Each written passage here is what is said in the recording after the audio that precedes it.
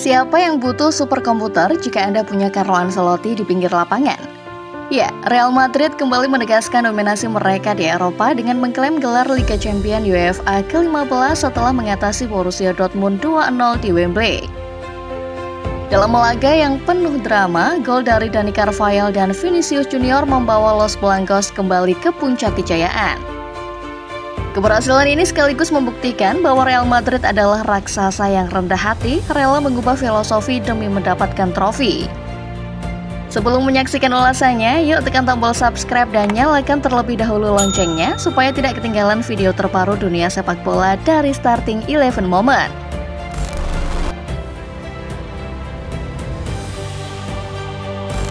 Sebelum kita membahas lebih lanjut, mari kita akui satu hal. Jika ada satu tim yang tahu cara bertahan dan kemudian menghancurkan harapan lawan di akhir, itu adalah Real Madrid. Borussia Dortmund memulai pertandingan dengan penuh semangat dengan Karim Adeyemi dan Niklas Füllkrug menguji ketangguhan Thibaut Courtois. Sayangnya peluang emas mereka hilang begitu saja. Seperti ungkapan lama, jika kamu tidak mencetak gol, lawanmu yang akan melakukannya. Dan itulah yang terjadi. Adeyemi gagal memanfaatkan kesempatan emas 1 lawan 1 dengan Courtois. Beberapa menit kemudian Füllkrug melihat tendangannya membentur tiang. Kesialan Dortmund berlanjut saat Dani Carvajal yang mungkin mengambil kelas tentang cara mencetak gol dari sudut berhasil menggetarkan jala gawang Dortmund dari tendangan sudut Toni Kroos di menit ke-74. Namun mari kita mulai dari awal. Real Madrid datang ke Wembley dengan harapan besar dan beban ekspektasi yang tidak ringan. Menangkan pertandingan ini dan mereka akan memperpanjang rekor yang sudah membuat iri seluruh dunia sepak bola. Kehilangan kesempatan ini dan mereka akan memberikan alasan bagi para kritikus untuk mempertanyakan kemampuan mereka di bawah tekanan.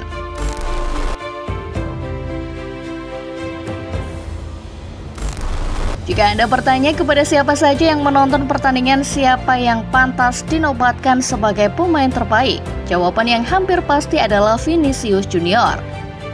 Superstar Brasil ini sekali lagi menunjukkan mengapa dia disebut-sebut sebagai penerus Lionel Messi. Golnya di menit-menit akhir memastikan kemenangan Real Madrid, dan ia juga mencatatkan 8 dribble sukses dalam pertandingan tersebut. Jumlah terbanyak yang dilakukan oleh seorang pemain di final sejak Messi pada tahun 2015. Vinicius Junior tidak hanya mencetak gol, tetapi juga menunjukkan kecepatan, keterampilan, dan ketenangan yang luar biasa di bawah tekanan. Ia berulang kali membuat pertahanan Dortmund kewalahan dengan dribblenya yang cerdik dan gerakannya yang lincah. Statistiknya musim ini benar-benar menakjubkan. Terlibat langsung dalam 22 gol di babak sistem gugur Liga Champions, menyamai rekor Lionel Messi sebelum usia 24 tahun. Ia juga menjadi pemain pertama sejak Luis Figo 1999, 2000, dan 2000-2001 yang mencatatkan 5 gol dan 5 assist dalam 2 musim Liga Champions berturut-turut. Ketika gol kedua Madrid tercipta, itu adalah bukti betapa Vinicius mampu memanfaatkan setiap kesalahan lawan.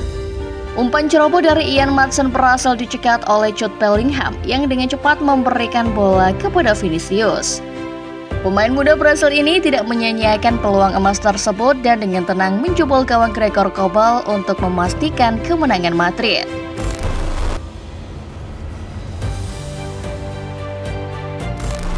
Sementara Vinicius dan Carvajal mendapat sorotan di lapangan, jangan lupakan manajer veteran Carlo Ancelotti. Jose Mourinho yang juga mantan pelatih Madrid memberikan pujian tinggi. Dia bukan pelatih media sosial, dia pelatih yang tepat, kata Mourinho. Dia berasal dari meritokrasi, pergi ke kantornya dan lihat betapa banyak medalinya. Ancelotti telah membawa Real Madrid meraih gelar Liga Champions ke-5-nya sebagai manajer. Sebuah prestasi luar biasa yang hanya bisa dicapai oleh sedikit orang. Kepemimpinannya di ruang ganti dan kemampuannya untuk meramu strategi yang tepat di setiap pertandingan krusial menjadi faktor utama di balik kesuksesan Madrid musim ini. Mourinho juga menyoroti bagaimana Ancelotti berhasil mempertahankan ketenangan dan fokus timnya meskipun menghadapi tekanan besar. Inilah Real Madrid, mereka bisa rendah hati, tambah Mourinho. Terkadang sulit bagi klub-klub besar untuk bersikap rendah hati. Ketika mereka bermain melawan Manchester City, untuk mengalahkan mereka harus mengubah filosofi. Tanyakan kepada penggemar Real Madrid apakah mereka senang mengubah filosofi mereka. Mereka tidak menjual filosofi, tapi mereka menaruh trofi di kantor.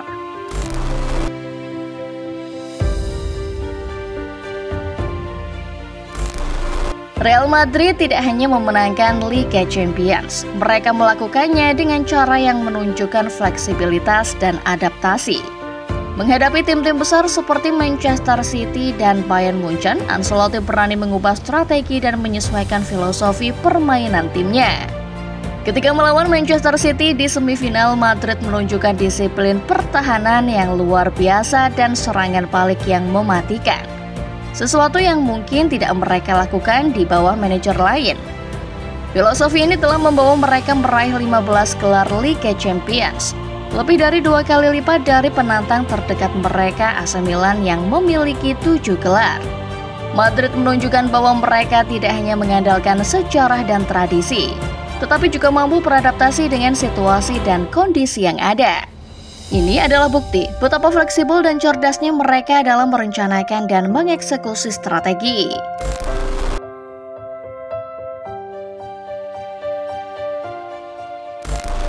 Dengan kemenangan ini, Real Madrid sekali lagi menunjukkan bahwa mereka adalah klub terbesar di Eropa. Meskipun beberapa pemain kunci seperti Toni Kroos akan pensiun dan Nacho kemungkinan besar akan meninggalkan klub, masa depan Madrid tetap cerah. Generasi muda seperti Vinicius Junior, Federico Valverde, dan Eduardo Camavinga siap untuk mengambil alih tongkat estafet dan melanjutkan tradisi kemenangan klub. Real Madrid bukan hanya tentang masa lalu yang gemilang, tetapi juga tentang masa depan yang menjanjikan. Mereka telah menunjukkan bahwa dengan kombinasi pengalaman, kepemimpinan yang kuat, dan bakat muda, mereka dapat terus berada di puncak sepak bola Eropa.